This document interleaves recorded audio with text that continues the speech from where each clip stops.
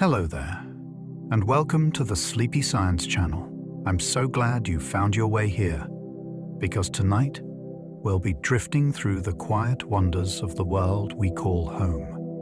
Wherever you are in the world, let this be your moment to slow down. Let the noise soften, the edges blur, and your thoughts settle like leaves on still water. Tonight, we're staying grounded on Earth. Life on this planet is more mysterious, resilient, and extraordinary than most of us ever imagine. From glowing oceans to immortal jellyfish, from ancient underground forests to microscopic creatures that can live in space, Earth is alive in ways that will surprise you, soothe you, and stir something deep within you. Some of what you hear may change how you see the world. Other discoveries might simply float by like petals on a breeze, gentle, curious, and quietly unforgettable. If this kind of peaceful wonder brings you calm or sparks your curiosity, consider liking and subscribing. It helps others find their way here too, one sleepy soul at a time. But for now, let yourself get comfortable. Take a deep breath, and let's begin this slow and soothing journey through the miracles of life on Earth. There's a jellyfish that can live forever. Near the warm coastal waters of the Mediterranean and in oceans around the world, drifts a creature that defies one of nature's most universal laws. The Turritopsis dohnii, often called the immortal jellyfish, has a remarkable ability. When injured, aged, or threatened, it can revert its body to an earlier stage of life.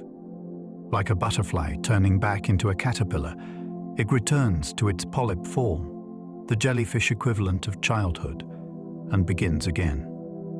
This process isn't just theoretical. It's been observed repeatedly in labs. The jellyfish can cycle through its life stages over and over, potentially forever, unless it's eaten or destroyed. While it doesn't hold the key to eternal life for humans, it reminds us that nature's imagination far exceeds our own. Here, floating quietly in the sea, is a creature that rewinds time, not once, but again and again. Trees whisper to each other through a hidden network. In the stillness of a forest, there's a secret conversation taking place beneath your feet. Trees, long thought to be solitary giants, are connected by underground networks of fungal threads known as mycorrhizae. Through these delicate filaments, trees exchange nutrients, send chemical signals, and even share warnings about pests or drought. Older trees, sometimes called mother trees, support their offspring by funneling sugars and resources through this hidden web. It's not a metaphor. It's a biological network so vast and complex, some scientists have begun calling it the wood wide web. A birch tree might support a neighboring fir. A dying tree may pass its last energy to the forest. It's a quiet form of intelligence, not conscious, but deeply cooperative. In this silent world of roots and fungi, the forest is not a collection of individuals, but a single, breathing, sharing community. Tardigrades can survive in outer space. They're tiny, strange, and nearly indestructible, and they're called tardigrades, though many know them by their nickname, water bears. These microscopic creatures are less than a millimeter long and look like wrinkled, eight-legged gummy bears under a microscope. But don't let their size fool you. Tardigrades can survive conditions that would destroy almost any other form of life. Freezing temperatures close to absolute zero, boiling heat, crushing pressure, radiation, and even the vacuum of space. In 2007, scientists launched them into orbit, and they came back alive. How did they do it? By entering a state called cryptobiosis. In this mode, they dry themselves out almost completely and suspend their metabolism. They don't die, they just wait. Sometimes for years, and when water returns, they reawaken. Tardigrades remind us that life is tougher, stranger, and more adaptable than we ever imagined, even when drifting through the stars. Oxygen was once a deadly poison. Today, we breathe it with every moment. But long ago, oxygen was Earth's most dangerous pollutant. Over 2 billion years ago, early microbial life thrived in an oxygen-free atmosphere. These ancient organisms, known as anaerobes, were the planet's first inhabitants. But then came cyanobacteria, tiny photosynthetic microbes that began releasing oxygen as a byproduct. At first, it wasn't much. But over millions of years, oxygen accumulated in the oceans and air, triggering what's now known as the Great Oxidation Event. For countless anaerobic species, oxygen was toxic. It corroded cells, disrupted ancient metabolisms, and caused a mass extinction. But for others, this invisible gas became a new source of energy. Eventually, it powered the rise of complex, multicellular life, including us. So in a way, the breath that keeps you alive is also the legacy of a mass extinction. Oxygen is not just life-giving. It's history written in every inhale. Some plants eat animals. We often picture plants as passive, green, and gentle, reaching quietly for the sun. But not all plants wait politely for nutrients. Some go hunting.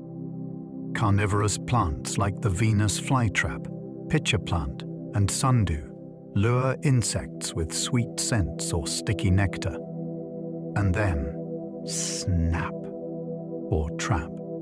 A Venus flytrap counts the footsteps of its prey, only closing when it senses multiple touches. Pitcher plants form deep, slippery wells filled with digestive enzymes where insects slide in and can't escape. Others, like sundews, glisten with tiny tentacles that curl around their prey like slow, sticky arms. Why do they do it? Because they live in poor soil, places where nitrogen is hard to find. So they adapt, not with teeth or claws, but with patience and clever design. These quiet predators remind us that survival takes many forms, and even the gentlest green leaf might hide a hidden appetite. Every leaf is a masterpiece of design with a unique pattern, just like fingerprints. Hold a leaf up to the light, and you'll see a quiet miracle. Each one is a finely tuned machine, soft to the touch, yet crafted with microscopic precision. At its heart lies a delicate network of veins, like rivers branching across a landscape. These carry water, minerals, and sugars to every corner of the leaf, fueling the process of photosynthesis. The surface is dotted with tiny pores called stomata, valves that open and close to let carbon dioxide in and oxygen out. The green pigment, chlorophyll, captures sunlight and converts it into energy, not just for the plant, but for nearly every living thing on Earth. Some leaves can track the sun across the sky. Others repel water, trap insects, or store heat. No two are exactly the same. In form and function, each leaf is a masterpiece, fragile, beautiful, and alive with purpose. Some oceans glow in the dark. Imagine walking along a quiet beach at night and seeing the waves glow with an eerie blue-green light. This phenomenon is real, and it's caused by tiny living things known as bioluminescent plankton. When disturbed by movement, like a crashing wave or the swirl of a swimmer's hand, they release a flash of cold light. It's not reflected moonlight, but a chemical reaction inside their bodies, the same kind of glow used by fireflies in the sky. In places like Mosquito Bay in Puerto Rico or the Maldives, this glow can light up entire shorelines, turning the sea into a shimmering dreamscape. No electricity, no magic, just biology. Bioluminescence has evolved many times in Earth's oceans, used for everything from camouflage to communication. And here, in the darkened tide, the sea offers a quiet, glowing reminder that even in the darkest waters, life finds a way to shine. Your body is more microbe than human. You might feel like a single person, one body, one mind. But in reality, you are an entire living community. Your body contains more microbial cells than human ones. Trillions of bacteria, viruses, fungi, and archaea live on your skin, in your mouth, and deep within your gut. This collection is called your microbiome, and it's not just along for the ride.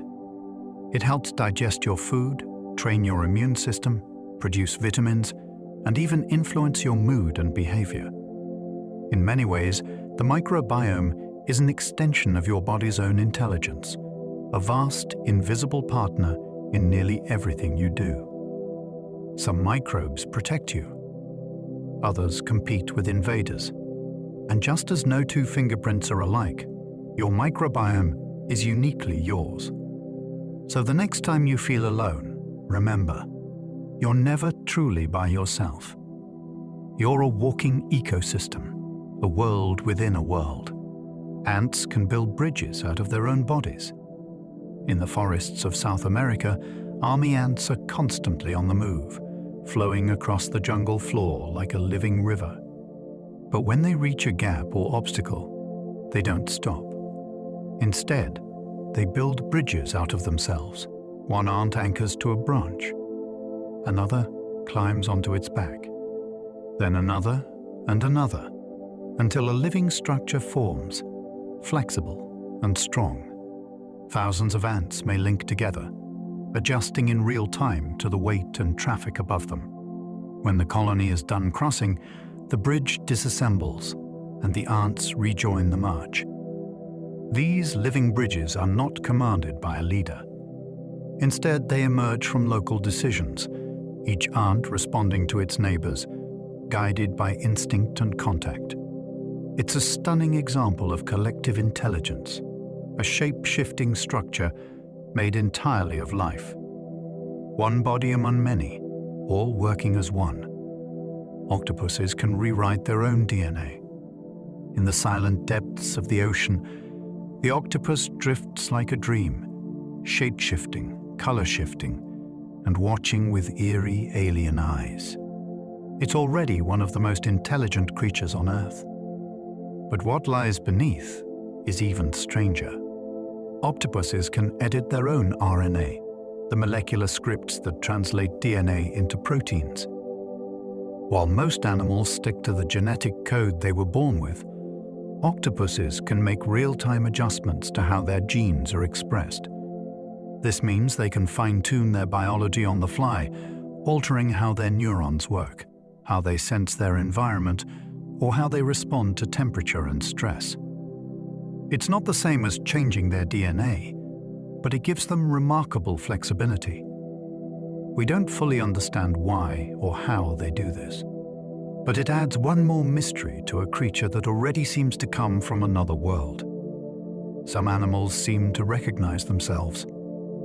Most animals can see their reflection, but very few seem to recognize it. Self-recognition is rare in nature. It's often seen as a sign of higher awareness, a sense of self. In the mirror test, an animal is marked with a spot they can't see without a reflection. If they try to examine or touch the mark while looking in the mirror, it suggests they know the image is themselves. So far, only a handful of species have passed. Great apes, dolphins, elephants, magpies, and possibly manta rays. Even some fish show signs of mirror awareness. This doesn't mean they have human-style consciousness, but it hints at something remarkable, that awareness may not be ours alone. The spark of self might flicker in minds very different from ours. And across the tree of life, the boundary between I and other might not be as clear as we once believed. Life has survived 5 mass extinctions. Life on Earth is ancient and astonishingly resilient. Over the past 500 million years, our planet has experienced at least 5 mass extinction events. Each one wiped out the majority of species living at the time. The most devastating, known as the Permian extinction, erased over 90% of marine life and 70% of land species. Volcanoes, asteroids, climate shifts, each time the world changed. And each time, life came back. Not the same life, but something new. From the ashes of extinction, ecosystems reshaped themselves. Tiny survivors became the ancestors of new lineages. It's a quiet testament to the persistence of biology. Life doesn't just endure, it adapts, evolves, and reinvents itself. We are part of that story, born from ancient survivors who endured darkness and silence and found a way forward. A thread unbroken, even through catastrophe. Mushrooms can control the behavior of insects. In the shaded dampness of a forest, a strange drama unfolds, one that blurs the line between plant and puppet master. Certain fungi, like Ophiocordyceps, infect insects such as ants, infiltrating their bodies and brains. Once inside, the fungus begins to grow, releasing chemicals that alter the insect's behavior. The ant, now under fungal control, climbs high into the vegetation and clamps onto a leaf or branch. Then it stops. The fungus kills its host and sprouts a stalk from the body, releasing spores to infect others below. It's a gruesome, precise cycle, honed over millions of years. Scientists still don't fully understand how the fungus manipulates the nervous system so effectively. But in this quiet war of biology, even the smallest organisms wield astonishing power. The forest is more than green and peaceful. It's full of unseen strategies, some elegant and some terrifying. The color blue is rare in nature. Look around you, the sky, the ocean, the shimmer of butterfly wings. Blue is everywhere. And yet, in the natural world, blue is one of the rarest pigments. Most blue creatures, like blue jays, morpho butterflies, or peacocks, don't actually contain blue pigment at all. Instead, their color comes from structure. Microscopic patterns on their surfaces bend and scatter light in a way that reflects blue wavelengths. It's called structural coloration, and it's an optical illusion made by shape, not dye. True blue pigments are hard for living organisms to make, and few have managed it. That makes every natural blue a kind of trick, an interaction between light and the tiniest architecture. So, the next time you see a flash of blue in the wild, remember, you're not just seeing color. You're seeing light dancing on the edge of biology and physics. Elephants grieve their dead. Among the grasses and dust of the savannah, elephants do something few other animals are known to do. They mourn. When an elephant comes across the bones of a deceased relative or friend, it slows down. It touches the remains with its trunk. It lingers. Some have been observed returning to the same spot years later, gently examining the bones again. Elephants have even been seen standing guard over the dying, staying nearby, refusing to leave. Their grief may not be exactly like ours, but it's something deeply felt. They form strong family bonds, remember old companions, and seem to carry emotional weight. It's a quiet truth that humbles us, that empathy, loss, and love may not belong only to humans. In the hearts of these great, gentle giants, something very old and tender stirs, a recognition of life's impermanence. Coral reefs are built by tiny animal architects. Coral reefs are among the most vibrant ecosystems on Earth, but they're not built by plants or rocks. They're built by animals. Each coral is a colony of tiny creatures called polyps. They feed by extending stinging tentacles to catch plankton, and they build their homes by secreting calcium carbonate, creating the stony skeletons that form reefs. Over time, these skeletons accumulate, forming massive underwater structures that can stretch for hundreds of miles. And within these reefs, life flourishes. Fish, crustaceans, mollusks, sea turtles, and countless others. Despite covering less than 1% of the ocean floor, coral reefs support nearly a quarter of all marine life. They are living cities, built not by design, but by the slow labor of millions of unseen architects. Delicate, colorful, and deeply vulnerable, reefs are a reminder of how much life can rise from the smallest hands. Slime molds can solve mazes without a brain. They look like something from a science fiction movie, and in many ways, they behave like it too. Slime molds are single-celled organisms that live in soil, decaying wood, and other damp environments. They have no brain, no nervous system, and yet they can solve mazes. In laboratory experiments, scientists place a slime mold in the maze with food at 2 exits. The slime spreads out in all directions, then pulls back, leaving behind the most efficient path between the 2 points. It doesn't think. It doesn't plan. But somehow, it figures it out.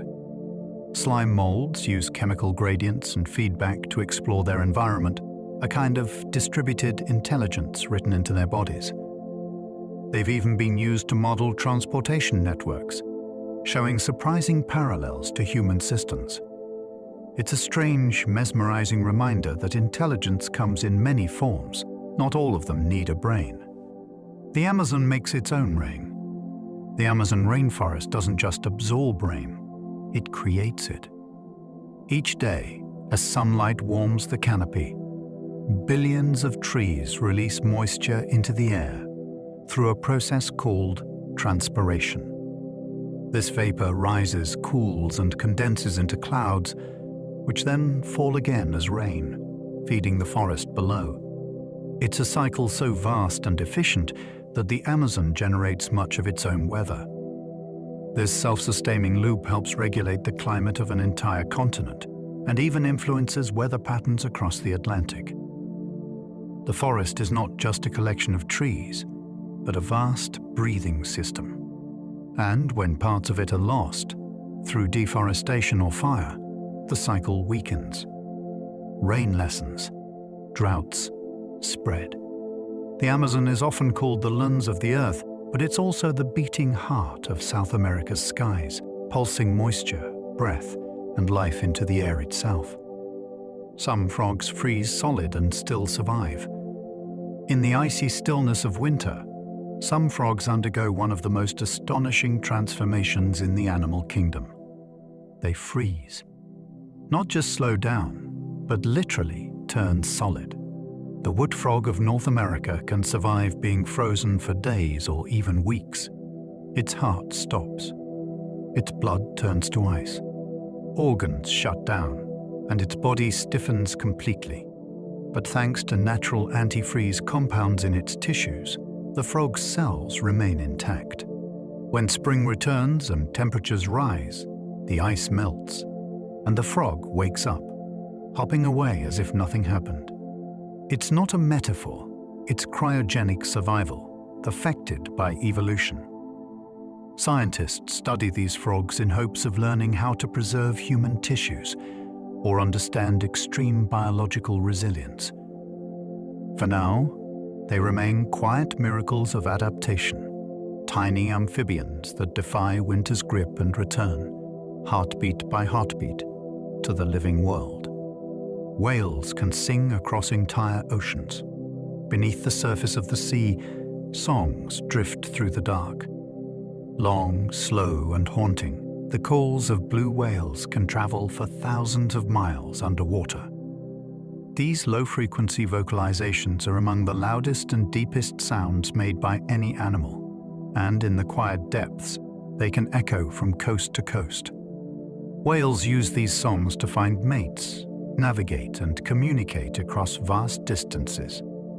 Each population has its own dialect, and their songs can evolve over time, passed down like oral traditions. Some species, like the humpback, create long, intricate melodies that shift year by year, with different whales contributing new phrases. We don't fully understand everything they're saying, but we know it matters. These are not random sounds, they are messages shared across a watery world, among creatures who have roamed Earth's oceans for longer than any human memory. Seeds can lie dormant for thousands of years. Seeds are tiny time travelers. They may seem like simple, lifeless things, but inside, they carry the blueprint for life, and sometimes an incredible patience. Some seeds can remain dormant for decades, even centuries, waiting for the perfect moment to sprout.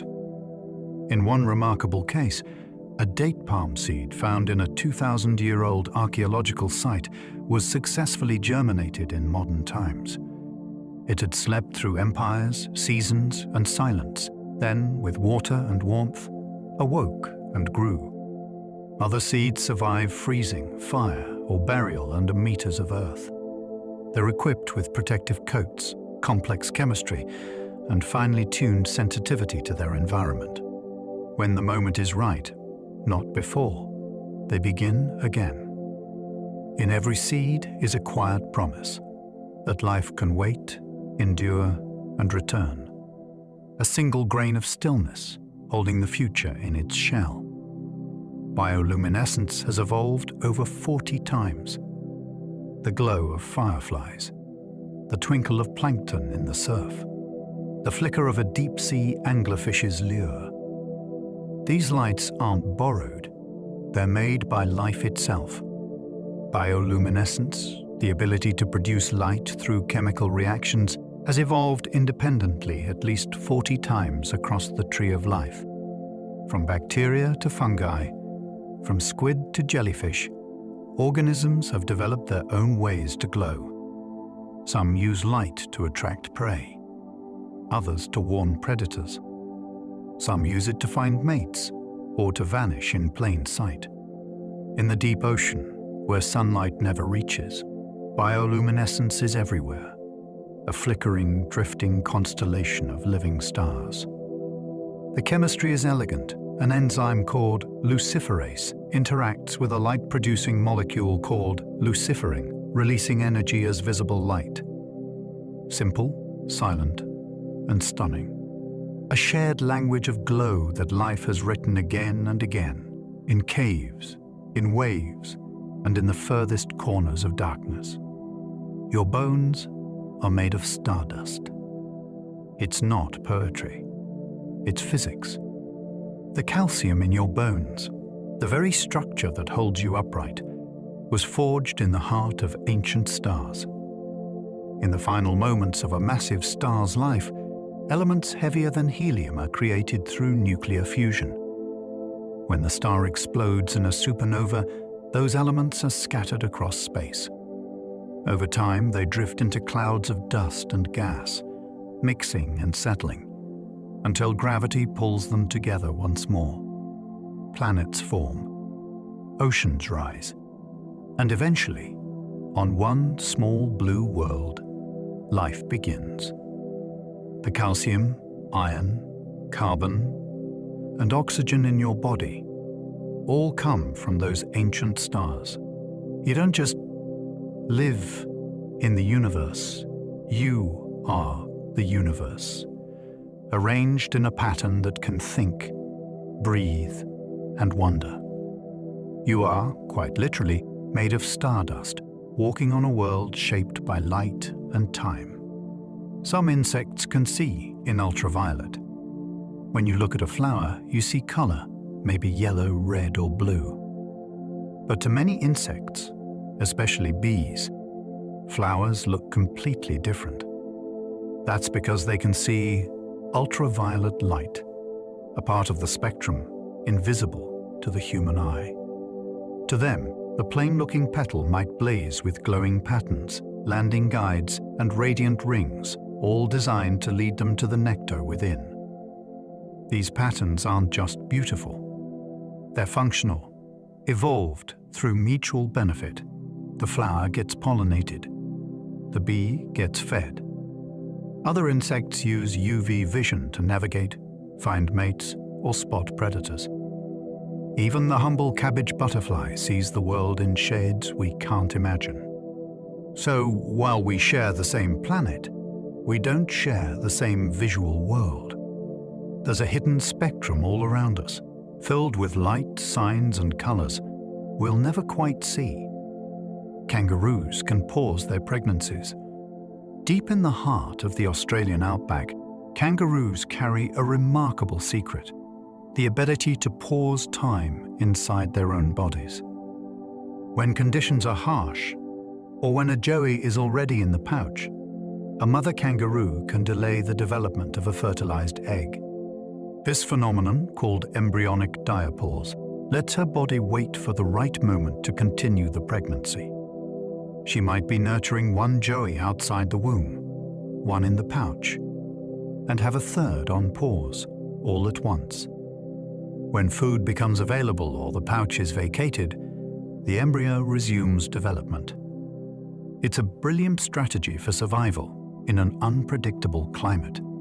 This natural pause button means kangaroos can time their reproduction with incredible precision. In a land of extremes, nature has given them flexibility, acquired mastery over time, written into their biology. Some fish can change their sex. In the colorful chaos of coral reefs, some fish carry an astonishing secret. They can change from male to female, or the other way around. Clownfish, for example, live in small social groups with a strict hierarchy. The largest fish is female, and only she breeds with the dominant male. If she dies, the male changes sex, becoming the new matriarch. In other species, like wrasses, females can become males, often when the dominant male disappears. This transition isn't just behavioral. It's biological. Hormones shift. Organs restructure. Roles reverse. It's a natural adaptation that helps maintain reproduction in dynamic environments. In the ocean, identity is not always fixed. It can shift with need, with opportunity, or with the currents of chance. And in these quiet transformations, we see just how fluid life can be, flexible, responsive, and endlessly surprising. Birds navigate using Earth's magnetic field. Every year, birds travel thousands of miles across mountains, oceans, and even continents, returning to the same nesting sites with pinpoint precision. How do they do it? One secret lies deep within their biology: the ability to sense Earth's magnetic field. Some birds have tiny crystals of magnetite in their beaks or heads, acting like internal compasses. Others may use specialized proteins in their eyes, allowing them to see magnetic fields as patterns or visual cues. This magnetic sense, called magnetoception, works alongside the sun, stars, and landscape to guide their way. It's a subtle and elegant system, an ancient map etched into the nervous system.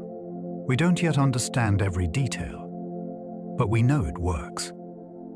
Birds fly home not just by memory or instinct, but by feeling the invisible forces that surround the Earth itself.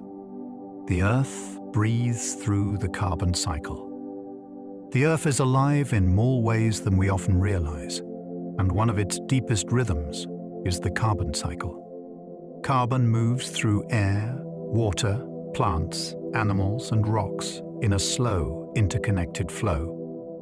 When you breathe out, you release carbon dioxide. Plants take it in during photosynthesis, building leaves, stems, and roots.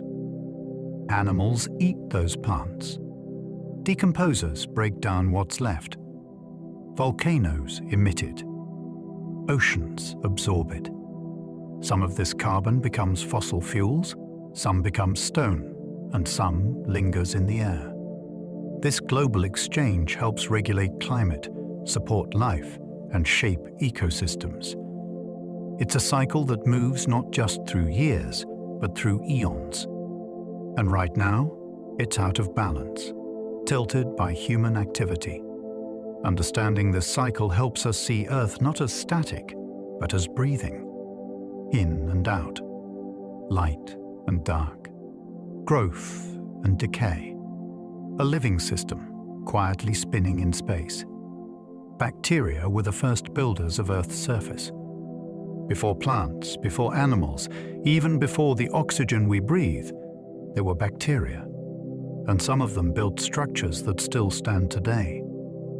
Stromatolites are ancient rock-like formations found in shallow waters around the world. They're made by cyanobacteria, microbes that trap and bind sediments over time, layer by layer. Fossilized stromatolites date back over 3.5 billion years. They're among the oldest evidence of life on Earth. These microbial communities helped shape the planet's surface and atmosphere, releasing oxygen as a byproduct of photosynthesis. Eventually, that oxygen changed everything, paving the way for complex life.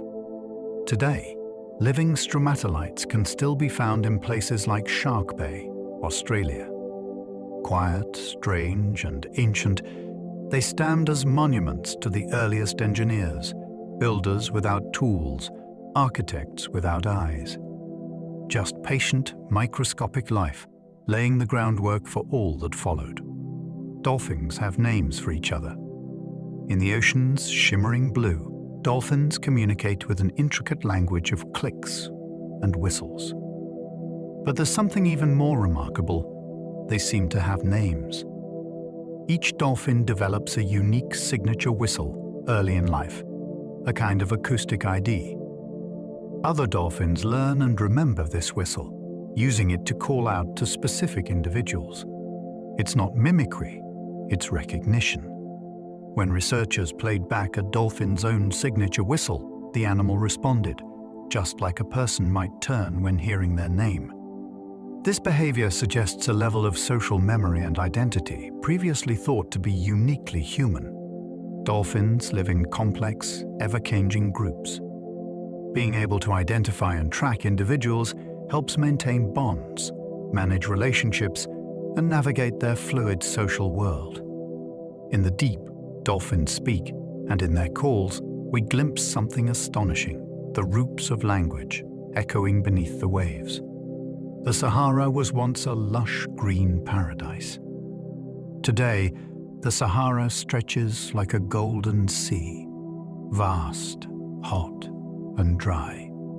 But not so long ago, it was something else entirely. Roughly 6,000 to 8,000 years ago, much of the Sahara was green. Rain fell regularly. Rivers flowed. Lakes shimmered in the sun. Wildlife roamed the grasslands, elephants, crocodiles, giraffes, and humans lived there, leaving behind cave paintings of abundant life. This period, known as the African humid period, was driven by subtle shifts in Earth's orbit, which altered the strength of seasonal monsoons. Eventually, the rains faded, and the desert returned. But deep beneath the sands lie ancient lakebeds, fossilized trees, and buried evidence of a world transformed. The Sahara is not just a desert, it's a memory. A reminder that even the harshest landscapes were once soft, green, and alive, and might be again one day. Bees can understand the concept of zero. They're tiny, they buzz, and they pollinate our world. But bees can also do something astonishing.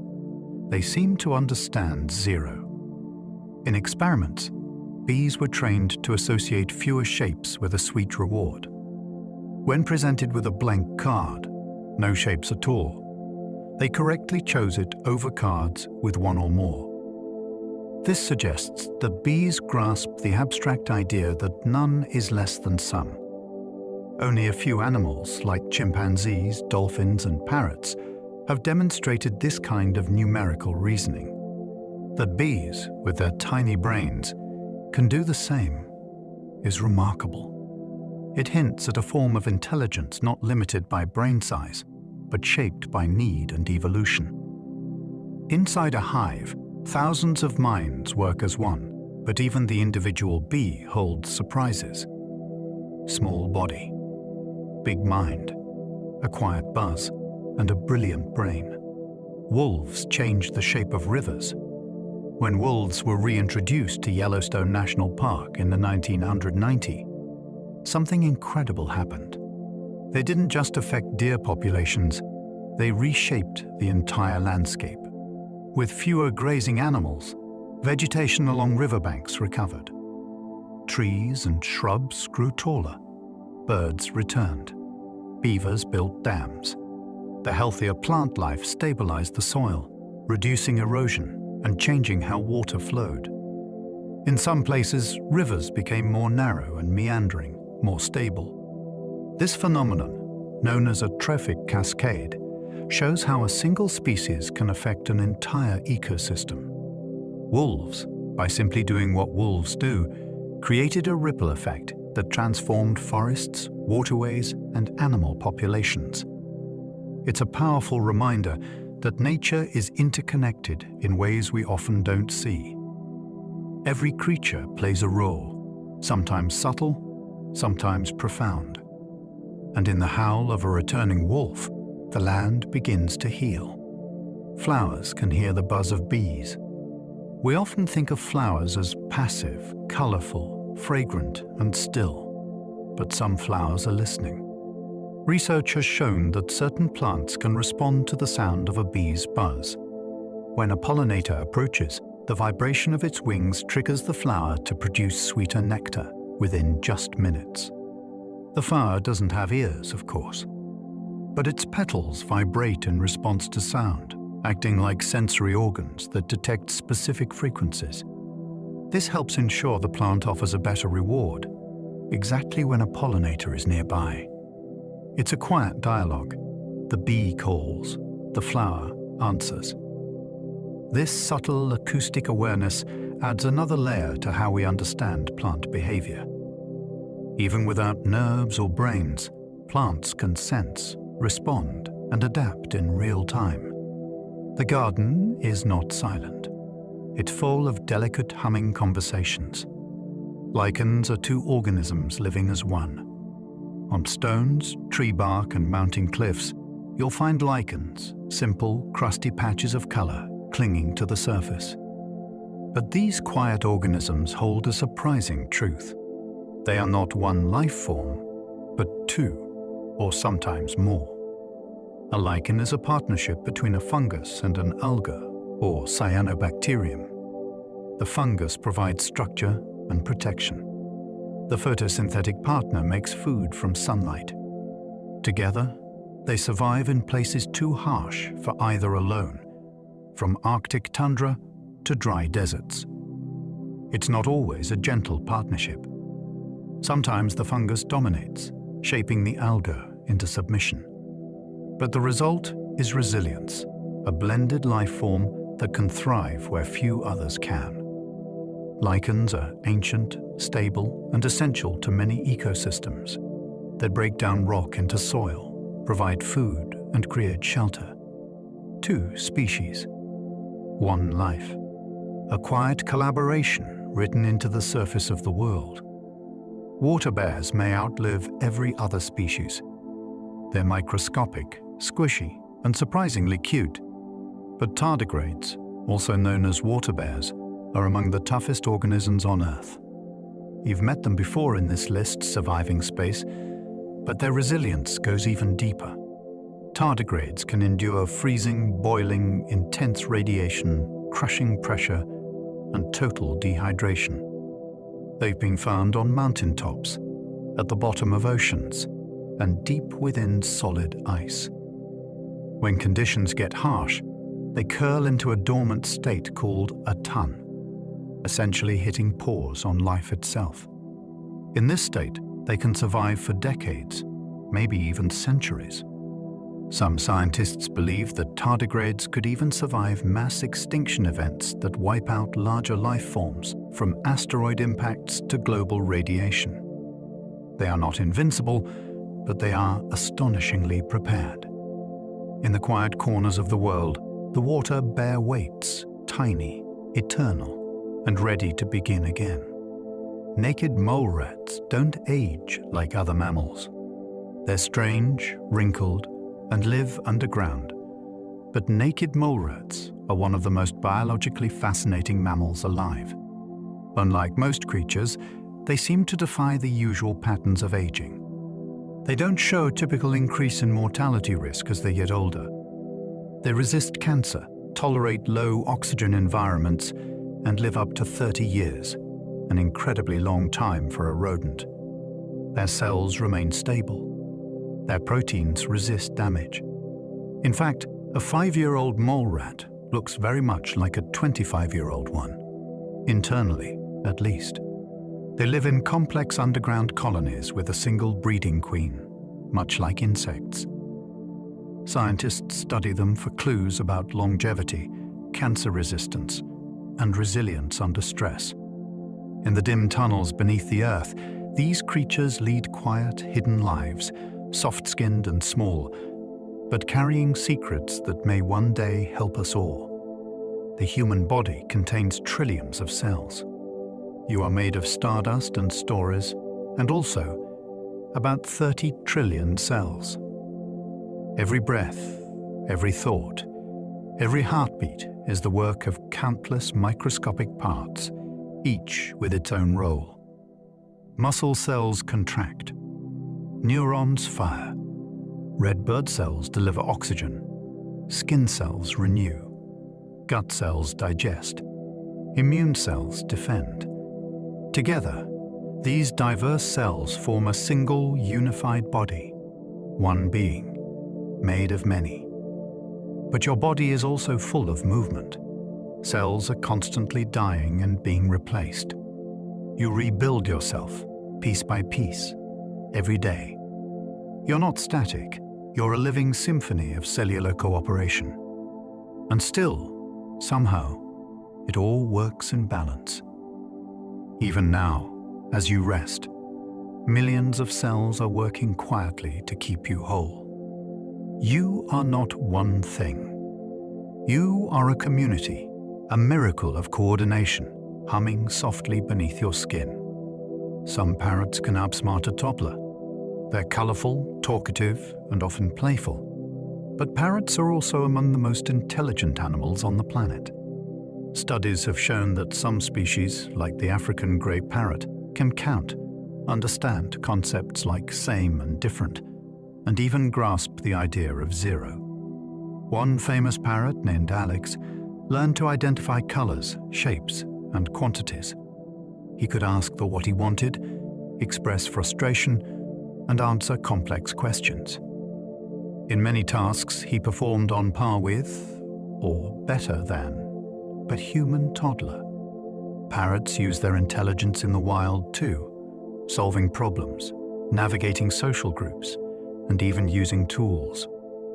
Their brains are structured differently from ours, but evolution has found a parallel path. When a parrot speaks, it isn't just mimicking, it may also be thinking. Bright feathers, brighter minds, and a little bird that just might be smarter than you think. The ocean holds more life than all land combined. We walk the land. We live beneath the sky, but most of Earth's life is hidden beneath the waves. The ocean covers more than 70% of the planet's surface and contains the vast majority of all living biomass. From the tiniest plankton to the largest whales, from glowing jellies to forests of kelp, marine life thrives in forms almost too numerous to count.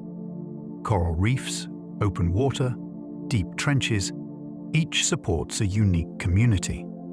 Even a single drop of seawater can contain thousands of microscopic organisms. We've only explored a fraction of the deep ocean. Much of it remains untouched, mysterious, and brimming with unknown life. The sea is not empty. It's teeming. A vast, living world beneath the surface, pulsing with currents and song. The greatest wilderness on Earth. is blue. Earth's oldest living creature is a quaking tree. In a quiet grove in Utah stands what may be the oldest known living organism on Earth. It doesn't look ancient, just a cluster of ordinary trees with trembling leaves.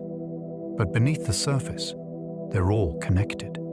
This is Pando, a clonal colony of quaking aspens. Each trunk you see is genetically identical, part of the single root system that may be over 80,000 years old. Pando doesn't reproduce with seeds. Instead, it sends up new stems from its roots, generation after generation, forming a living forest made of one tree. Though individual trunks die and regrow, the organism as a whole endures. It has survived ice ages, storms, and time itself. A forest that is also a single being, ancient, quiet, and still very much alive, rooted in place, and reaching, always, toward the sky. Some viruses can be beneficial. When we think of viruses, we usually think of illness. But not all viruses are harmful. Some play essential roles in shaping life, evolution, and even our health. Certain viruses attack harmful bacteria in the human gut, helping to maintain microbial balance. Others influence gene expression, insert useful DNA into our genomes, or help cells adapt to stress. In fact, a portion of the human genome, nearly 8%, comes from ancient viral DNA, passed down over millions of years. Some of these viral genes are now vital to our biology, involved in everything from brain development to reproduction. Viruses are not just invaders. They're part of life's history and part of its future. Tiny threads woven into the fabric of who we are, not only as threats, but sometimes as allies.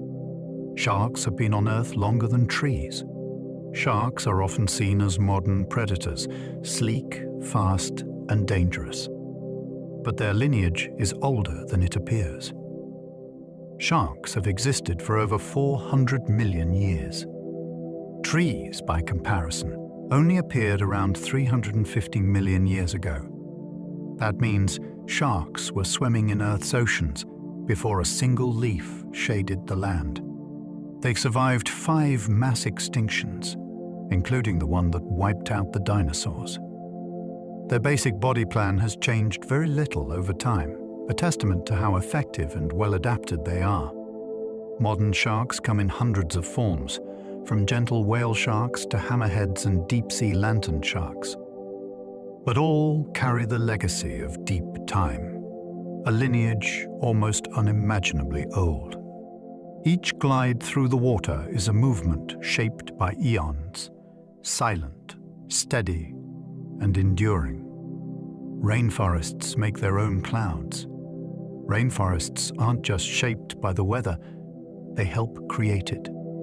Every day, trees draw water from the soil and release it through their leaves in a process called transpiration. This moisture rises into the air and condenses into clouds. In places like the Amazon, this constant cycling of water helps sustain rainfall, not just locally, but across entire regions. When the forest is healthy, it supports its own climate. But when trees are lost, the effect is profound. Less moisture means fewer clouds, and eventually, less rain. A tipping point can be reached where the forest can no longer sustain itself. Rainforests are not just passive landscapes. They're engines of the atmosphere, breathing out mist, cloud, and life. When you stand beneath the canopy, you're standing in the lungs of a continent. Some crabs decorate themselves with living sponges. In the coastal shallows, one small creature practices a quiet kind of camouflage with a twist. Decorator crabs don't just blend into their environment, they become part of it. They carefully pick up bits of algae, seaweed, and sponges and attach them to their shells using hooked hairs. Some even place live sponges on their backs, which continue to grow as the crab moves. This serves multiple purposes: hiding from predators, mimicking the surroundings, and sometimes even gaining chemical protection. The sponge may release toxins or unpleasant tastes, making the crab less appetizing. It's a collaboration, not quite symbiosis, but close. A moving reef, a creature that wears its home like a costume, constantly adjusting to remain unseen. In the quiet waters, disguise becomes art. Insects outnumber humans by billions to one. The world belongs to insects. For every human on Earth, there are an estimated 200 million insects. They live in every ecosystem, from rainforest canopies to frozen tundra, from desert sands to ocean shores. Beetles alone make up nearly a quarter of all known animal species. Insects pollinate crops, recycle nutrients, break down waste, and feed countless other creatures. They've been here for over 400 million years and have survived every extinction event. Some live for minutes, others for years. They build cities, wage wars, and even farm. Their societies can be complex, their adaptations endless. Though small, they are mighty, shaping the world in ways most of us never see. We may rule the land in our own minds, but the insects were here first, and they will likely be here long after we're gone. Birds of paradise perform elaborate dances to mate. Deep in the rainforests of New Guinea and nearby islands, birds of paradise display an almost unbelievable beauty. Feathers shimmer in metallic blues, fiery oranges, and velvet blacks. Some sprout plumes like streamers, others unfold fans or bounce on long tail wires. But it's not just about looks. These birds perform elaborate dances, each species with its own choreography. They hop, spin, bow, and pose in precise sequences, accompanied by clicks, whistles, and flutters. Females watch from above, choosing mates based on performance. This intense selection has driven the evolution of some of the most extravagant traits in the animal kingdom. Behind every dance is a quiet story of patience, of showmanship, and of life's wild creativity. In these courtship rituals, we glimpse evolution's flair for the dramatic and nature's love of spectacle. Spiders use silk that's stronger than steel. In the quiet corners of attics, trees, and garden gates, spiders spin something extraordinary. Their silk, drawn from their bodies in long, delicate strands, is among the strongest materials in nature. Weight for weight, spider silk is stronger than steel and far more flexible. It can stretch without breaking, absorb enormous energy, and form complex structures like webs, nets, and egg sacs. Each thread is made from proteins arranged in microscopic patterns, assembled with perfect precision. Different spiders produce different kinds of silk, each with its own purpose: sticky, smooth, tough, or soft. Some can even spin silk underwater or while gliding through the air. Scientists study spider silk for use in medical sutures, bulletproof materials, and lightweight engineering. But for now, the spider spins quietly, crafting miracles from within, one silky thread at a time. Fireflies use light to talk to each other. On warm summer nights, the dark comes alive with tiny flashes of light. Fireflies, also known as lightning bugs, communicate with bioluminescent signals, blinking patterns that vary by species, region, and even gender. Males fly through the air flashing specific rhythms. Females respond with timed replies from the grass or trees. It's a courtship dialogue written in light. Some species blink slowly, others rapidly. A few emit a soft, steady glow. Inside their abdomens, fireflies mix chemicals like luciferin and oxygen to create this cold, glowing light. a process that produces no heat. It's one of nature's quietest, most enchanting conversations. But fireflies also use their light to warn predators. Some species taste bitter or are mildly toxic. Their glow is both beauty and signal, a living language of flashes that dances through the dark. Some monkeys use medicinal plants to heal. In the forests of Africa and South America, some monkeys do more than eat plants. They use them as medicine. Researchers have observed chimpanzees and other primates deliberately seeking out bitter, non-nutritive plants when sick or injured. They chew the pith of specific stems, swallow rough leaves whole, or rub certain substances onto their skin. Many of these plants contain antibacterial, antifungal, or antiparasitic compounds. One example: chimpanzees with intestinal parasites will often eat bitter leaves that help purge the worms. They don't consume these plants casually, only when symptoms appear. This behavior is known as zoopharmacognosy, animal self-medication. It challenges the idea that only humans use healing remedies. The knowledge may be instinctive, passed down, or both, but it reveals a hidden intelligence. Among the branches and leaves, a quiet pharmacy waits, and some animals already know how to use it. Algae produce most of the oxygen you breathe. Every breath you take is a gift, not just from trees, but from the ocean. Tiny organisms called phytoplankton, drifting near the surface of the sea, perform photosynthesis just like plants. They absorb sunlight, take in carbon dioxide, and release oxygen. Despite their microscopic size, these algae produce more than half of Earth's breathable oxygen. They form the invisible foundation of marine food chains, supporting everything from krill to whales. But their role in the atmosphere is just as vital.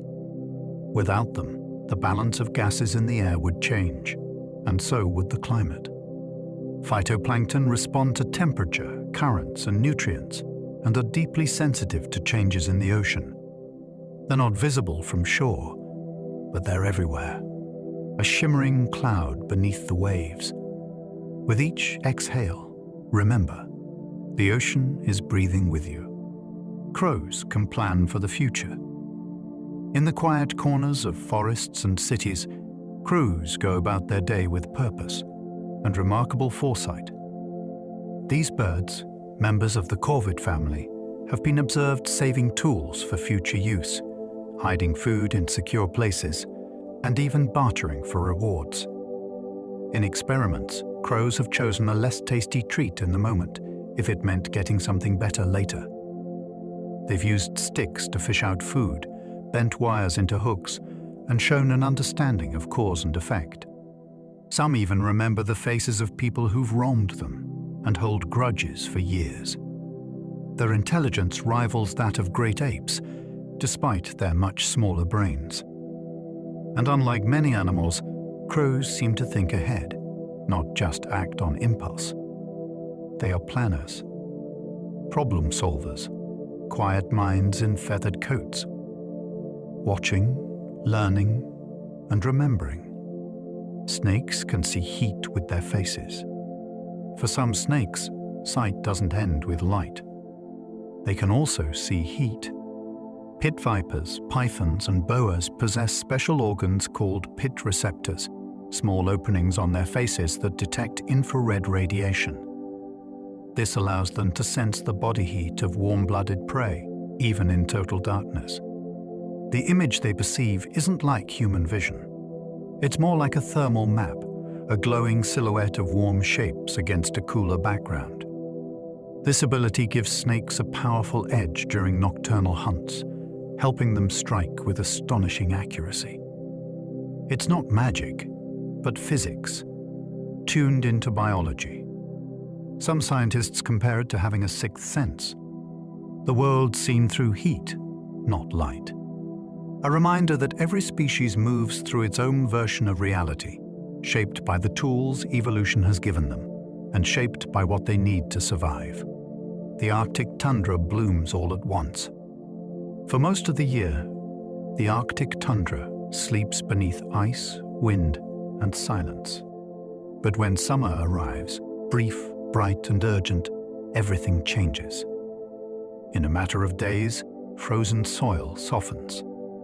The sun stays in the sky nearly all day, and the ground erupts with flowers, mosses, and grasses in a sudden, breathtaking bloom. It's not a gradual awakening, it's an explosion of color, scent, and life. Pollinators buzz, birds return to nest, mammals forage and raise their young. All of it must happen in a short window, sometimes just 8 weeks before winter returns. It's a burst of energy that echoes across the food web. The tundra, though harsh and still, knows how to seize the moment. And in this ancient rhythm of stillness and bloom, life keeps time with the sun. There's a fungus that turns ants into zombies. Deep in tropical forests, a quiet and eerie transformation unfolds. A parasitic fungus, Ophiocordyceps unilateralis, infects ants and takes control of their behavior. Once inside, the fungus spreads through the ant's body, eventually reaching its brain. The ant, still alive, is compelled to leave its colony, climb a plant stem, and clamp onto a leaf or twig. There, it dies, and the fungus continues to grow.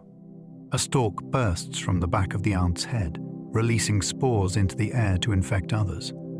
It's not science fiction, it's a real biological strategy perfected over millions of years. Though horrifying, it's also a striking example of how deeply evolution can shape behavior. The forest holds beauty, yes, but also a darker elegance. And sometimes, the smallest organisms wield the most chilling power. Sea cucumbers can liquefy their bodies.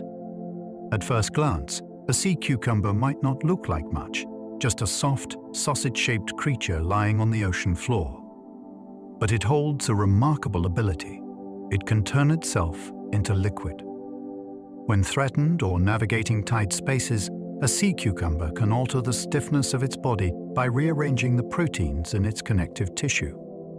In seconds, it goes from firm and solid to nearly jelly-like, flowing into cracks and crevices for safety. Then, just as quickly, it can firm up again. Some species can even expel parts of their internal organs as a defense mechanism, and then regenerate them later. It's a survival strategy like no other, shape-shifting without bones, muscles, or conscious effort. Soft, silent, and strangely magical. In the slow rhythm of the sea cucumber glides, dissolving and reforming like water in the shape of life. Icefish have antifreeze in their blood. In the icy waters of the Antarctic, most creatures would freeze solid, but the icefish doesn't. Its secret? Antifreeze. Icefish have evolved special proteins in their blood that prevent ice crystals from forming. These antifreeze proteins bind to tiny ice particles and stop them from growing, a biochemical shield against the cold. Icefish also have other unusual adaptations. They lack red blood cells and hemoglobin, giving their blood a pale, almost translucent color. Instead, oxygen dissolves directly into their blood plasma and is transported throughout their bodies. They move slowly, carefully, through frigid waters, surviving in temperatures that would kill most other vertebrates. Their strange biology is a window into how life adapts in extreme conditions. In the stillness beneath Antarctic ice, the icefish drifts, soft-blooded, cold-hearted, and utterly unique. Termites build mounds with natural air conditioning. From the outside, a termite mound may look like just a pile of dirt, but inside, it's a marvel of natural engineering, a city built by insects. Some mounds stretch over 30 feet tall and house millions of termites in a complex layered network of chambers and tunnels. What's most remarkable, though, is the ventilation. Termites design their mounds to regulate temperature and airflow using convection currents. Warm air rises and escapes through vents, while cooler air is drawn in from below. This passive air conditioning maintains a stable internal environment, even when outside temperatures swing wildly. No blueprints. No architects. Just instinct, iteration, and cooperation. It's a natural form of climate control, achieved without tools or technology. In the soil beneath our feet, insects have built structures that rival our own, quiet, efficient, and beautifully adapted. Some lizards can squirt blood from their eyes. It sounds like a legend, but it's real. The horned lizard, found in parts of North America, has a bizarre and dramatic defense mechanism. It can shoot blood from its eyes. When threatened by predators, especially canines, the lizard increases the pressure in small blood vessels near its eyes until they rupture. A thin stream of blood, mixed with foul-tasting chemicals, sprays out, sometimes up to several feet. This sudden, startling burst often confuses or repels attackers, giving the lizard a chance to escape. It's not harmful to the lizard, and the vessels heal quickly. While it may seem extreme, it's just one of many strange adaptations animals have evolved for survival. In a world where danger is everywhere, even a drop of blood can become a shield. Small, armored, and surprising, the horned lizard reminds us that nature never runs out of ideas. Life first emerged in the deep ocean. Long before forests, before fish, before bones or eyes, life began in darkness. Deep in Earth's ancient oceans, hydrothermal vents spewed mineral-rich water into the surrounding sea. Around these vents, conditions were extreme: scalding heat, crushing pressure, and total absence of sunlight. And yet, somehow, life found a foothold. The first organisms were simple, single-celled, without nuclei, feeding on chemicals rather than light. This process, known as chemosynthesis, may have been the very first form of metabolism. These deep-sea environments are still home to strange, resilient life: tube worms, clams, and heat-loving microbes that thrive in the dark. Some scientists believe similar vents might exist on other ocean worlds, like Europa or Enceladus. If so, life might begin in the same way, far from starlight, born in the warm breath of stone. The ocean's deepest places may also be its oldest cradles. Starfish can regrow their arms. Beneath the tide, a starfish glides slowly across the sea floor, calm, silent, and wonderfully strange. If one of its arms is lost to a predator, it doesn't panic. It regrows it. Starfish are masters of regeneration. Some species can rebuild not just a single arm, but an entire body from a single severed limb, as long as part of the central disc remains.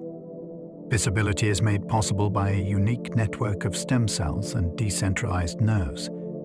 The starfish doesn't have a brain, just a nerve ring and a system of tubes that help it move and feel. It grows slowly, patiently, rewriting its own body. Scientists study starfish to better understand wound healing and regeneration in other species, even in humans. In the stillness of the reef, the starfish teaches a quiet lesson: that healing is possible, and life can renew itself, one piece at a time. Platypuses lay eggs but feed milk. Among Earth's strangest creatures, the platypus stands proudly unique. It has the bill of a duck, the tail of a beaver, and the webbed feet of an otter. It lays eggs like a reptile, but feeds its young with milk, like a mammal. This curious creature is one of only 5 monotremes, mammals that lay eggs instead of giving live birth. Platypuses don't have nipples. Instead, milk seeps through pores in their skin, and the babies lap it from the mother's fur. Males have venomous spurs on their hind legs. They hunt underwater with their eyes closed, using electroreception in their bills to detect the faint electrical signals of prey. Everything about the platypus seems like a contradiction or a joke by nature. But it's real. A living relic from an ancient lineage, still paddling through Australia's streams. Soft, secretive, and wonderfully odd. Bats use echoes to see in the dark. When night falls and the world goes quiet, bats take to the skies, finding their way not with sight, but with sound. Through echolocation, bats emit high-frequency calls that bounce off objects in their environment. By listening to the echoes, they can determine the size, shape, distance, and even texture of what's around them. Some can catch a mosquito in midair using only this acoustic map. Their calls are so precise, they can fly through dense forests, between branches, or even through slits no wider than their wingspan. Not all bats use echolocation, but those that do are among nature's most efficient flyers and hunters. They don't see darkness as we do. They hear space. And in that invisible world of echoes and flutters, the night becomes alive with form, rhythm, and motion. Venus flytraps count before they snap. In the damp, sunny swamps of the Carolinas, a quiet predator waits. The Venus flytrap doesn't move often, but when it does, it moves with purpose. Its leaves are shaped like open jaws, lined with delicate trigger hairs. When an insect touches one hair, nothing happens. Touch two hairs, or the same one twice within about 20 seconds, and snap. The trap closes in a fraction of a second. Why the delay? Because counting helps avoid false alarms, like falling raindrops or debris. Only the movements of a real, active prey will trigger the trap. Once closed, the flytrap seals tight and digests the insect over several days. Then, it opens again, ready for the next visitor. It's not thinking, but it's sensing, timing, responding, a plant that measures motion and acts. Penguins propose with pebbles. On the rocky shores of Antarctica, love takes a quiet and unusual form. When it's time to mate, many species of penguins, especially Adali and Gentoo, begin a delicate courtship with a simple gift, a pebble. The male searches carefully for a smooth, round stone and presents it to the female with a small bow or offering gesture. If she accepts, she places it in her nest, and the two begin building a home together, stone by stone. These nests protect eggs from melting snow and keep them elevated above the cold ground. The best pebbles are in high demand, and sometimes penguins will sneak stones from their neighbors' nests. But often, the offering is sincere. A gift, a gesture, a beginning. In the frozen quiet of the South, love speaks not in song or scent, but with the clink of stone against stone.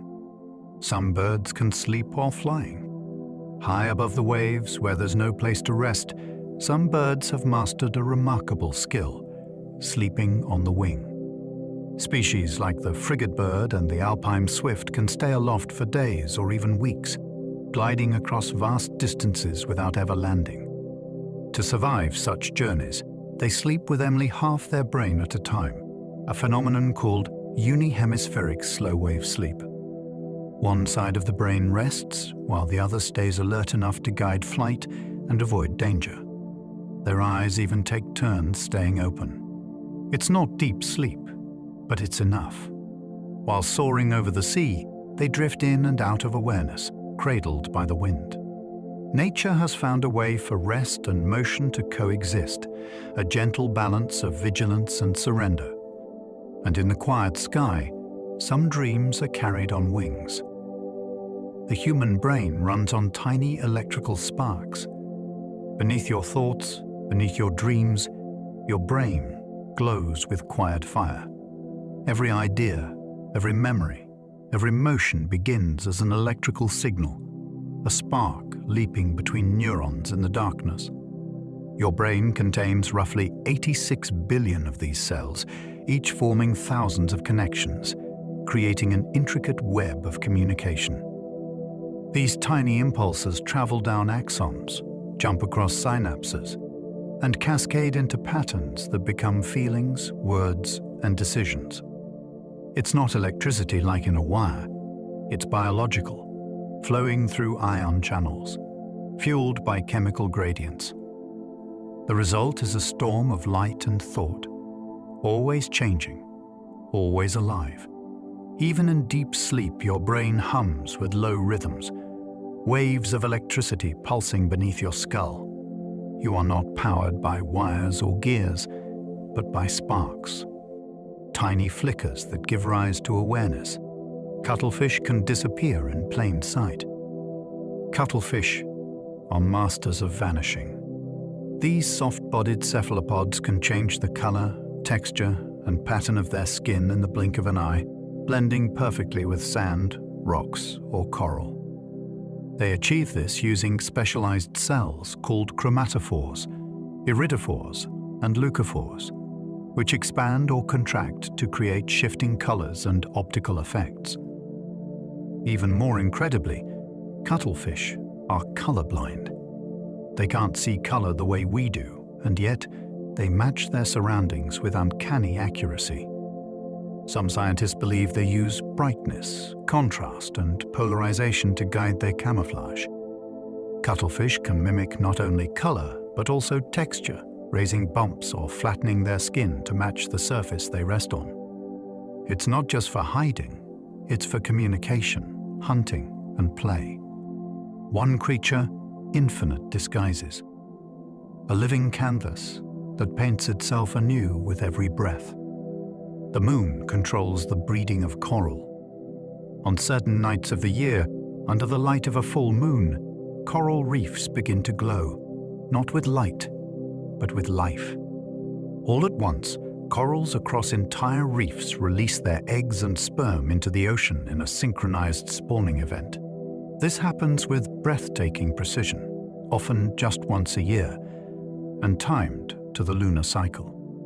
The moon's gravity, light, and rhythm cue the corals to act together, increasing the chances of fertilization in the vast sea. For a brief window, the water is filled with drifting life, a snowstorm of new beginnings. Coral spawning is one of the most spectacular reproductive events in nature. Though these animals are stationary, they still dance to the rhythm of celestial bodies. In the quiet reef, the moon calls, and life answers. Frogs use their eyes to swallow. Frogs may not chew, but they do something even stranger to get their food down. They blink. When a frog captures prey with its sticky tongue and pulls it into its mouth, it doesn't just rely on throat muscles to swallow. It pulls its eyes downward, literally sinking them into its skull. This motion presses against the top of the mouth, helping to push the food toward the throat. You can sometimes see it happen, a slow blink, a gentle squeeze, and down goes the meal. It's a perfect example of how evolution repurposes what's available. No extra tools, just a clever solution using what's already there. In frogs, even sight becomes part of digestion. A blink that's more than a blink, a strange, silent push from behind the eyes. Plants can send warnings through the air. When a plant is attacked by a hungry caterpillar, for example, it doesn't suffer in silence. It sends a warning. Some plants release volatile chemicals into the air, signaling nearby plants that danger is near. These neighbors may then boost their defenses, producing bitter compounds, toxins, or even toughening their leaves. It's a kind of chemical conversation, subtle and invisible to us, but powerful in the world of plants. The messages can even be specific. A tomato plant may send different signals depending on whether it's being chewed by an insect or infected by a fungus. Some scientists believe this airborne messaging evolved to give related plants, like offspring, a better chance of survival. So the next time you walk through a garden or forest, remember, it's not silent. It's humming with information, leaf to leaf, root to root. Some trees can clone themselves for millennia. In a grove somewhere in the high mountains of Utah or Scandinavia, a tree grows and grows and grows, but not in the way we usually imagine. Some tree species, like quaking aspens, can reproduce by cloning themselves. A single tree sends out roots underground, which sprout new stems at the surface. Each new trunk may appear to be a separate tree, but genetically, it's part of the same organism. One such clonal colony, named Pando, is estimated to be over 80,000 years old. That means it began growing when woolly mammoths still walked the earth. Even if individual trunks die, the root system lives on, pushing up new growth year after year, century after century. It's a forest that is also one being, ancient, quiet, and spread across generations. In this hidden persistence, time takes root, and life endures. Earthworms are natural soil engineers. Beneath your feet, in the dark, damp soil, earthworms are hard at work. They may seem simple, blind, silent, and slow, but they play a crucial role in shaping the world around us. As they tunnel, earthworms aerate the soil, creating space for roots to grow and for water and air to circulate. They eat decaying organic matter, digest it, and return it to the earth as nutrient-rich castings. This process helps build healthy soil, the foundation of forests, farms, and food chains.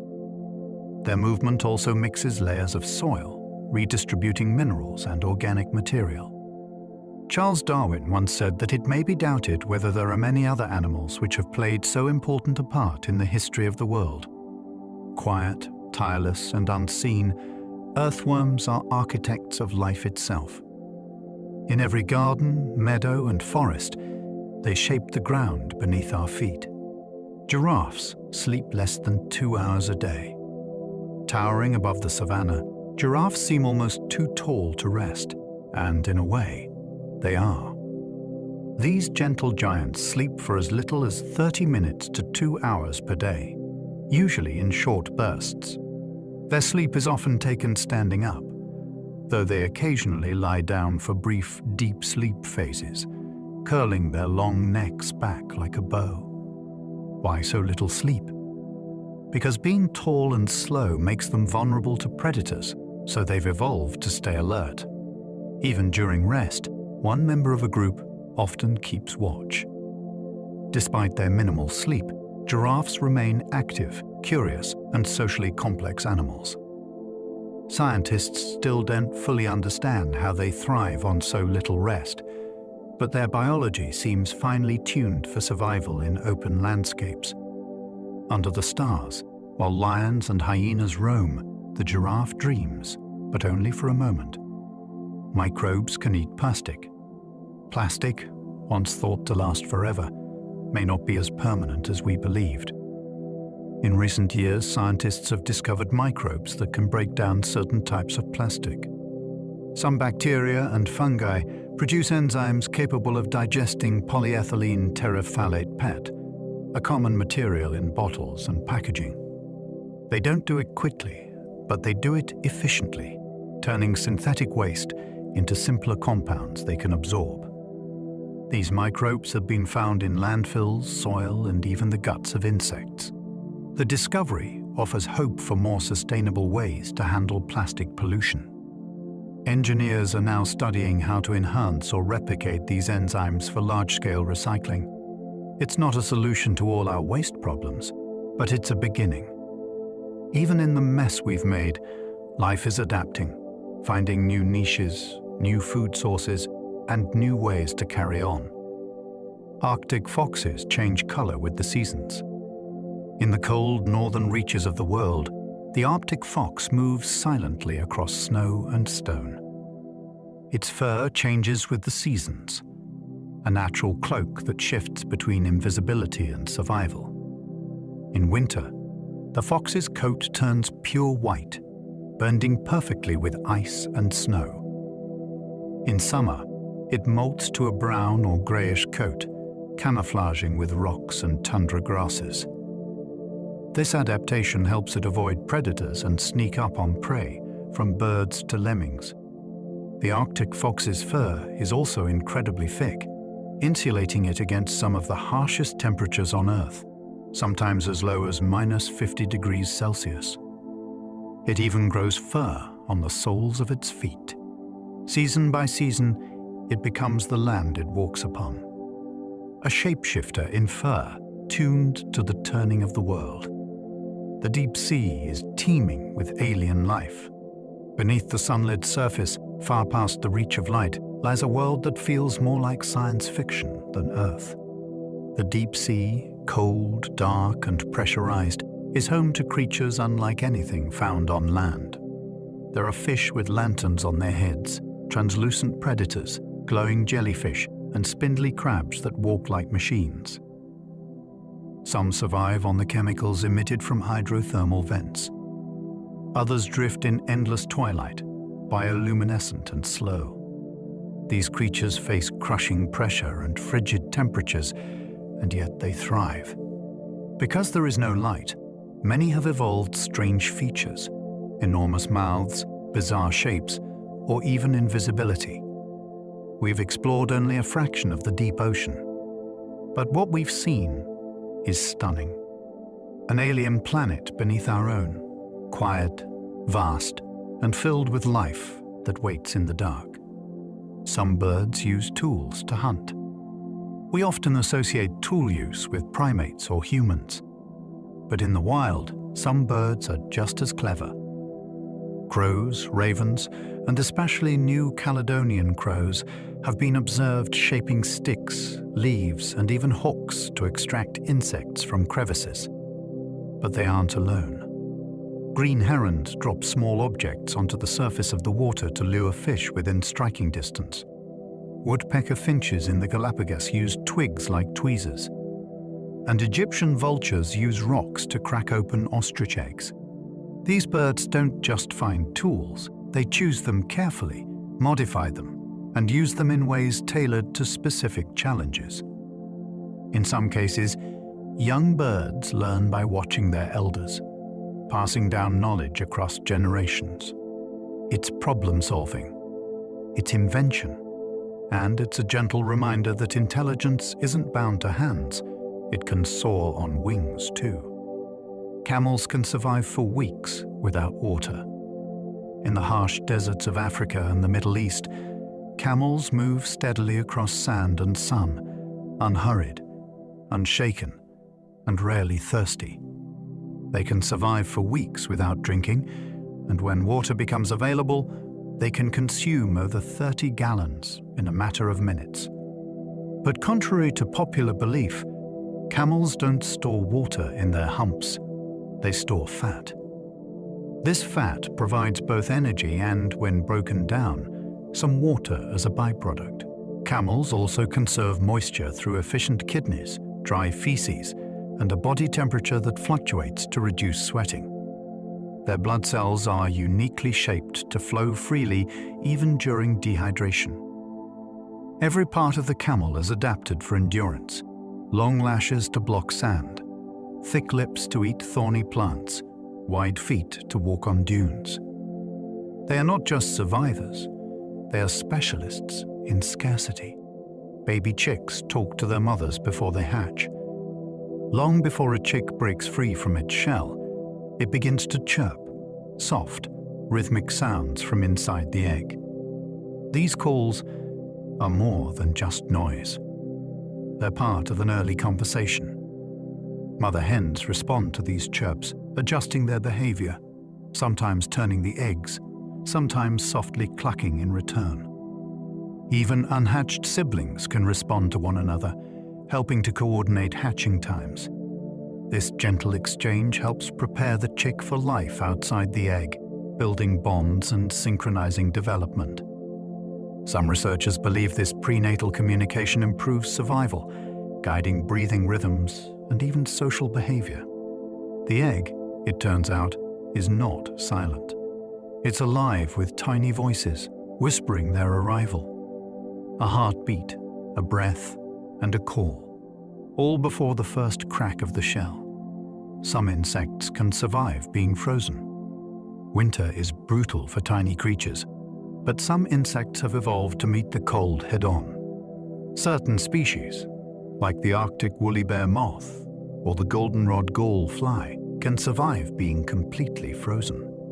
They produce cryoprotectants, special molecules like glycerol that prevent ice crystals from forming inside their cells. These compounds act like natural antifreeze, preserving tissues even when the insect's body drops below freezing. In this frozen state, their metabolism slows to a near halt. They don't move, eat, or grow, but they remain alive. When spring returns and temperatures rise, they thaw out and carry on as if nothing happened. It's not dormancy, it's suspended animation. And it's one of the most astonishing strategies for survival nature has ever devised. In the stillness of frost, life waits, quietly ticking forward, one molecule at a time. Polar bears have black skin beneath their fur. Polar bears may look pure white, symbols of snow, ice, and cold. But beneath their thick fur lies a secret. Their skin is black. That dark surface helps absorb and retain heat from the sun, a valuable advantage in the Arctic's bitter climate. Their fur, though it appears white, is actually translucent. Each hair scatters light, giving the appearance of whiteness while allowing sunlight to reach the skin below. This layered design offers both camouflage and warmth. Polar bears are excellent swimmers and skilled hunters, relying on sea ice to reach seals and other prey. Their paws are large and wide for stability on snow, with small bumps for grip. And underneath it all, their skin draws in every drop of warmth the environment offers. Not just beautiful, but brilliantly engineered for survival in a frozen world. Jellyfish can clone themselves. They float like ghosts, slow, silent, and ethereal. But jellyfish are more than simple drifters. Some species have the ability to clone themselves, especially in their early life stages. If a young jellyfish, called a polyp, is injured or broken apart, it can regenerate into multiple individuals. Even adult jellyfish can sometimes bud off new jellyfish from fragments of their body. It's not exactly reproduction in the traditional sense, it's replication, a kind of biological reset built into their structure. In the case of the immortal jellyfish, Turritopsis dohnii, this ability goes even further, allowing it to revert to its youthful state and start its life cycle again. In the shifting tides, jellyfish drift between life, damage, and renewal. Soft, ancient, and infinitely patient. And in their quiet rhythm, life persists through multiplication, reinvention, and the gentle pulse of the sea. The human body glows, just very faintly. You shine more than you know. Like many living organisms, the human body emits a faint glow, a form of bioluminescence invisible to the naked eye. This light is not like the glow of fireflies or deep-sea creatures. It's caused by tiny biochemical reactions that occur when free radicals interact with lipids and proteins in our cells. The result is the release of photons, small pulses of light. Using ultra-sensitive cameras, scientists have captured this glow, revealing that it fluctuates throughout the day, peaking in the late afternoon. Our faces tend to emit the most, likely due to higher metabolic activity. It's incredibly dim, about 1,000 times weaker than what our eyes can detect. but it's there, shimmering softly in the dark. Your body, even in sleep, is not entirely still. It hums. It breathes. And yes, it glows. Some fish can walk on land. The line between sea and shore is blurrier than it seems. Several species of fish have evolved the ability to leave the water and move across land. The mudskipper, for example, uses its strong pectoral fins to walk on mudflats and even climb trees. It breathes through its skin and mouth lining, keeping itself moist to absorb oxygen. The climbing perch, native to Southeast Asia, can survive out of water for hours, even days, by breathing air directly and crawling short distances on land. Some eels have been known to slither across wet grass at night to find new streams. These amphibious feats aren't just curiosities. They represent evolutionary bridges, hints of the ancient transition that brought vertebrates from sea to land. On the edge of water and earth, life stretches its boundaries, one fin, one breath, one step at a time. Fire ants build floating rafts of their own bodies. When floods sweep through their habitats, fire ants don't panic, they assemble. Clinging to one another with mandibles and legs, thousands of ants form living rafts that float on water. Each ant grips the next, creating a tightly woven waterproof structure that can carry the colony, queen, larvae, and ore to safety. The raft is flexible, yet buoyant.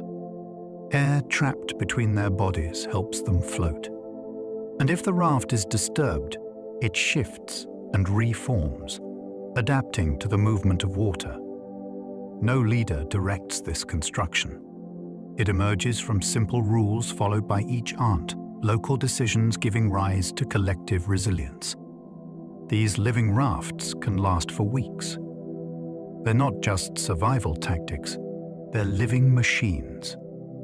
In the chaos of floodwaters, a fragile species becomes a single floating organism, calm, cohesive, and unstoppable. A drop of seawater contains thousands of creatures. Dip your fingers into the ocean, and you're touching a vast, invisible world. In just a single drop of seawater, there can be thousands, even millions of microscopic organisms. Tiny plankton, algae, bacteria, viruses, larvae, and more drift together in a rich, swirling soup. Many are translucent, jewel-like, or shaped like alien sculptures. Some glow in the dark. Others form the base of the marine food web, fueling ecosystems from coral reefs to whales. These microscopic creatures play essential roles in the planet's oxygen production, carbon cycling, and even climate regulation. We rarely see them, but they're always there, moving with the tides, multiplying in the sunlight, or hiding in the depths. A drop of water, a world. The ocean, it turns out, is made of galaxies. Life can thrive in boiling acid pools. In the hostile landscapes of volcanic springs where temperatures soar and acids sizzle, life still exists. These places, like Yellowstone's hot pools or Ethiopia's Danakil Depression, are home to extremophiles, microbes that thrive in conditions deadly to most organisms. Some endure heat above boiling. Others survive in pH levels similar to battery acid. They rely on chemosynthesis rather than photosynthesis, drawing energy from sulfur, iron, or other minerals. Their cells are specially adapted to prevent damage from heat and acid, with proteins and membranes uniquely suited to the task. These microbes may resemble the earliest life on Earth, and perhaps the kind of life we might one day find on other planets. In the most extreme places, life doesn't just survive, it invents. It finds a foothold in fire, and it whispers to us, wherever conditions allow, life will try. Plants can do math to survive the night. As darkness falls and photosynthesis stops, plants must carefully manage their energy reserves, and they do it using arithmetic. During the day, they produce sugars from sunlight, which they store as starch. At night, they break that starch down to keep themselves alive. But here's the trick. They divide the amount of stored energy by the number of hours left until dawn, adjusting their consumption rate accordingly. Too fast, and they run out early. Too slow, and energy goes unused. This ability to perform precise biological division, not with numbers, but with molecular signals, helps plants survive on minimal resources. It's not conscious, but it's astonishingly accurate. Inside every leaf, a quiet calculation unfolds, and each night, without eyes or awareness, a plant makes a plan. Because even in sleep, life thinks. Owls fly without making a sound. When an owl glides through the night, the air remains still. Its flight is nearly silent, a perfected stealth evolved over millions of years. The secret lies in its wings. Owls have a unique feather structure, soft-edged primaries that break up turbulence, and a velvety coating that muffles sound. Even the spacing of their feathers is tuned to reduce noise. This silence allows them to hunt with extreme precision, listening for the faintest rustle of prey in leaves or snow. No whoosh, no flutter, just stillness. Other birds make noise when they fly, but the owl's silence is its greatest weapon. It moves through darkness like a shadow with wings, a ghost in feathers, heard only when it chooses to speak. Some worms can regrow their entire body. Cut some animals in half and they perish. But a few species of flatworms, like planarians, can regrow themselves entirely from even tiny fragments. If you slice one into multiple pieces, each can become a complete, fully functional worm. This incredible regenerative ability comes from a special population of stem cells called neoblasts. These cells can transform into any other type of cell, rebuilding muscles, nerves, organs, and even the brain. Scientists study these creatures to understand how regeneration works and whether it could one day help us heal damage in our own bodies. In the stillness of freshwater pools, the flatworm drifts and divides, and each time it is broken, it returns, whole again. Life refusing to be undone. Pigeons can recognize human faces. They may seem ordinary, fluttering through cities, pecking at crumbs, but pigeons are remarkably deceptive. Studies have shown that they can recognize individual human faces, remembering who has fed them and who hasn't. Even when people change clothes, pigeons can still identify them based on facial features alone.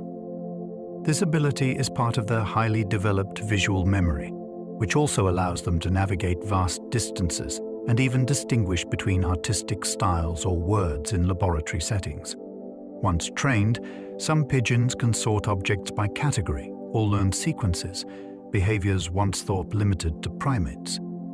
In the bustle of urban life, they blend into the background. But these birds are watching, remembering, learning.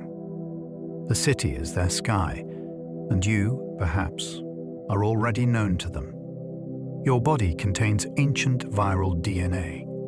Within your cells lies a hidden history, not just of your ancestors, but of ancient infections. Around 8% of the human genome comes from retroviruses that infected our distant ancestors. These viruses inserted their genetic material into reproductive cells, and their DNA became a permanent part of our own. Over millions of years, some of these viral sequences have mutated and gone silent. Others have been repurposed by evolution to serve useful functions, encoding roles in brain development and placenta formation. You are, in a very real sense, part virus. Not infected, but shaped. Echoes of ancient battles, now folded into the instructions that make you who you are. The human body is not a single story. It is a library of survival, stitched together from creatures long forgotten. The largest living thing is a hidden fungus. It doesn't tower. It doesn't move. It doesn't roar. But the largest living organism on Earth is a fungus, and it lives quietly beneath a forest in Oregon. This individual armillaria fungus spreads underground for over 2,000 acres, forming a vast network of mycelium, the thread-like roots of fungal life. It's estimated to be thousands of years old. Above ground, it occasionally produces mushrooms, but the real organism lives in the dark, feeding on tree roots, connecting the forest in a silent web. It's not the tallest or fastest or brightest, but in size, age, and reach, it is unmatched. The hidden world beneath your feet may be more alive than what grows above. Bees can learn from watching each other. Bees aren't just busy, they're brilliant. In one experiment, researchers trained bees to roll tiny balls into a goal to receive a sugar reward. Other bees, watching nearby, quickly learned the task just by observation. They even improved on the technique, finding more efficient ways to complete it. This kind of social learning, watching and imitating, is rare outside of primates and birds. Bees, with their tiny brains, seem to possess a flexible intelligence that goes beyond instinct. Inside the hive, knowledge spreads like nectar. Not by words or teaching, but by quiet example, followed by action. The buzz of wings carries more than pollen, it carries ideas. Some fish sleep with half their brain awake. Sleep is universal, but how it happens can vary dramatically. Some fish, like parrotfish and certain species of sharks, show evidence of unihemispheric sleep. Only one half of their brain rests at a time. The other half remains alert, monitoring the surroundings and controlling slow, steady movement. This adaptation allows fish to remain aware of predators, currents, and obstacles even as they rest. In dolphins and whales, a similar sleep pattern allows them to breathe consciously and stay afloat. Underwater, sleep is never absolute. It's partial, watchful, a delicate balance between restoration and survival. Even in dreams, the ocean stays awake. Chameleons change color for mood, not just camouflage. Chameleons are known for their dazzling color shifts, but it's not just for blending in. Their color changes are influenced by mood, temperature, and social signals. When calm, they may appear green or brown. But during confrontation, excitement, or mating displays, they can shift to bright yellows, blues, or reds. They achieve this not through pigments, but by manipulating tiny crystals in their skin that reflect light differently as they rearrange. It's structural color, physics, not paint. Chameleons communicate through their shifting hues, warnings, invitations, or signals of submission. The forest becomes a stage, and their skin a message. Not just disguise, but expression. The Earth's magnetic field shapes animal migration. All around us, invisible lines of force stretch from pole to pole, the Earth's magnetic field, and many animals can feel them. Sea turtles use magnetic signatures to return to the beaches where they were born. Birds like robins and warblers navigate thousands of miles with an inner compass. Salmon find their way from the ocean to the exact stream where they first hatched. Even some insects and bacteria use the field to orient themselves. The mechanism is still partly mysterious. It may involve tiny crystals of magnetite in the body or light-sensitive proteins in the eyes. But the result is clear. The Earth whispers directions, and life listens. Life keeps finding new ways to begin again. Despite disasters, extinctions, and cosmic odds, life has never stopped. It emerged from boiling vents in the ocean, spread across continents, took flight, swam deep, burrowed under, and soared into sky. It adapted to cold, heat, acid, vacuum, and time. Every time it seemed cornered, it found a new shape, a new strategy. It grew feathers, fur, armor, and thought. It built coral reefs and root systems, nests and cities. Even now, in the deepest caves, the saltiest lakes, and the hottest springs, life is beginning, again and again. Not perfect, not always pretty, but endlessly determined. In you, in me, in every leaf and breath and cell, the experiment continues. And the story, still, is being written. And now, with the final fact softly settled into place, let the world grow quiet around you. We've wandered through oceans and forests, deserts and tundras, mountain peaks and ancient roots. We've heard the silent conversations of plants, the glow of jellyfish, the songs of whales, and through it all, a single truth echoes gently beneath the surface. Life is extraordinary. Not because it is perfect, but because it persists. It adapts.